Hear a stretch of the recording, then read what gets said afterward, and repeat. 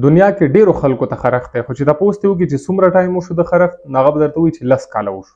چې تاسو وګورئ څومره ټایم وشو د خرخ، هغه به درته وایي چې ماته یاد نه دي، خو ډیر مخکې نه ماته خرخ دی. ډیرو خلکو ته خرخ در ټیکیږي، ولې نه؟ ټایم دومره زیات ولې علي؟ د دې علاج شته دی که نه؟ د دې علاج بالکل شته دی، خو خلک صحیح طریقې سره علاج نه کوي.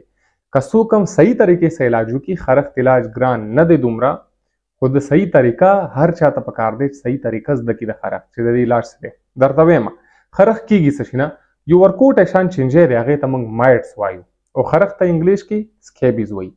دا مایټس چې کوم دی د ورکوټی شان چینجی، دا اکثر بسونو کې وي، هوټلو کې داسې هوټلو کې پاتې کېږي چې هغې کمبلې بسترې ګنده وي، یا ګاډو کې اکثر داسې ګاډو کې لاړ شئ چې هغه ګنده وي، یا اکثر داسې څیزونه وي کرپټونه وي چا سره کښېنئ چې هغې کې د مایټس د ورکوټی شان چې کوم چینجی وي دا پکې وي، نو دا به انسان ته لګېږي.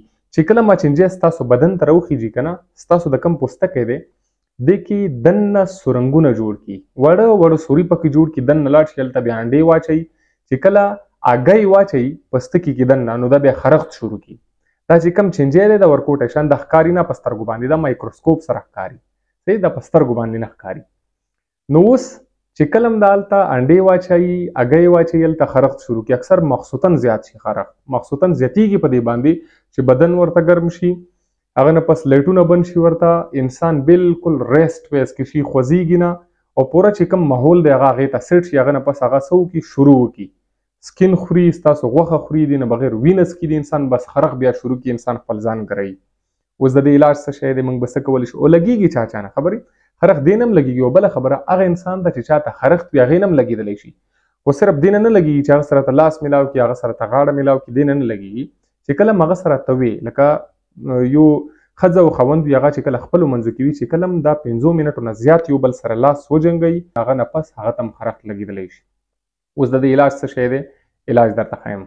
د دې علاج عجیبه دی، تاسو به هم حیران شئ چې ډاکټر صاحب دا ته څه وایي. د دې علاج به ته ځان ته هم کوي، کمبل ته یې به هم کوي، د دې علاج به ته بړستن ته هم کوي، د دې علاج تا سره کور کې چې څومره هم کسان دي دې ټولو ته به د دې علاج کوي. که ته صرف ځان ته د دې علاج وکړې، دا خرخ ټیکېږي نه، ته به ټیک شي یو میاشت، خو دا به بیا راځي، ته به ټیک شي یو هفته، خو دا به بیا راځي، ته به ټیک شي، ستا ورور ته به شوی وي، هغه به ټیک شي، بیا به بل ته وشي، ټول کور کې به دا تویږي راتویږي دا شی.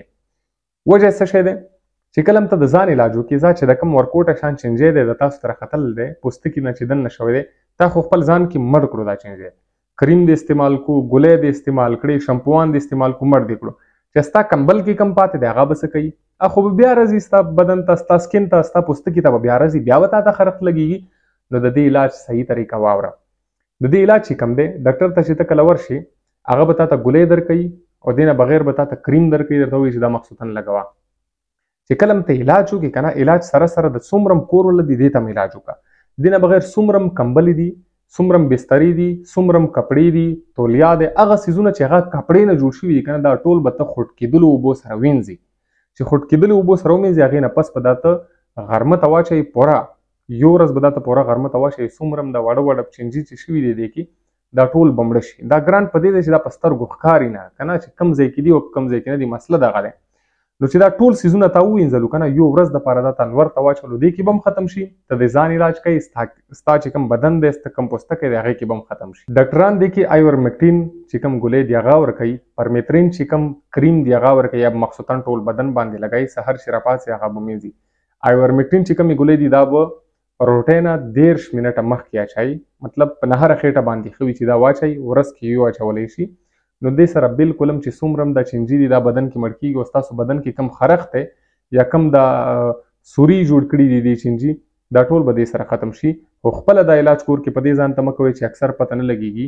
د سکین د پوستکي دنیا بیماریانې دي، یو نیمه داسې بیماري به وي چې هغه نه به ته ووایې چې دا خرخ دی، نو هغې ته که تاسو دا علاج وکړو چې د کوم ما درته وښیلو، نو بیا به نور هم خراب شي. خامخا ډاکټر ته ورتله پکار دی، ولې دا په سترګو باندې نشي لیدلی، دا هغه د سکوپ په ذریعې سره ګوري، چې کله هغه آیډنټیفای کړي، وپېژندي چې او دا سکیبیز دی، دا خرخ دی، هغه نه پس علاج به دی بالکل اسان دی. مهرباني.